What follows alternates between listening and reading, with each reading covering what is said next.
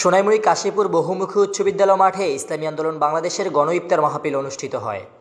23 Ramzan 24 March সোমবার বাদ আসর কাশীপুর বহুমুখী উচ্চ বিদ্যালয় মাঠে ইসলামী আন্দোলন বাংলাদেশ 4 নং বারোগাঁ ইউনিয়ন শাখার সভাপতি জনাব মোহাম্মদ দেলোয়ার হোসেনের সভাপতিত্বে সেক্রেটারি মাওলানা রহমতুল্লাহ আমিনীর সঞ্চালনায় এতে প্রধান অতিথি হিসেবে উপস্থিত ছিলেন ইসলামী আন্দোলন বাংলাদেশ সাতারপাইয়া সাংগঠনিক থানা শাখার সভাপতি মাওলানা আবু বকর। ইসলামী আন্দোলন বাংলাদেশ এই মুহূর্তে পবিত্র মাহে রমজান বিশেষ অতিথি হিসেবে বক্তব্য রাখেন ইসলামী শ্রমিক আন্দোলন বাংলাদেশ সাতারপাইয়া সাংগঠনিক থানা শাখার সভাপতি মুফতি খালেদ সাইফুল্লাহ।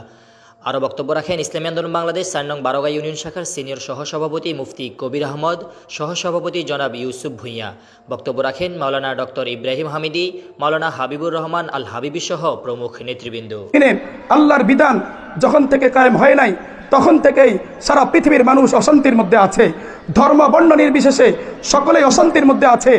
আগামী দিনে আল্লাহর এই জমিনে আল্লাহর দিন কায়েম করা লাগবে কি লাগবে না?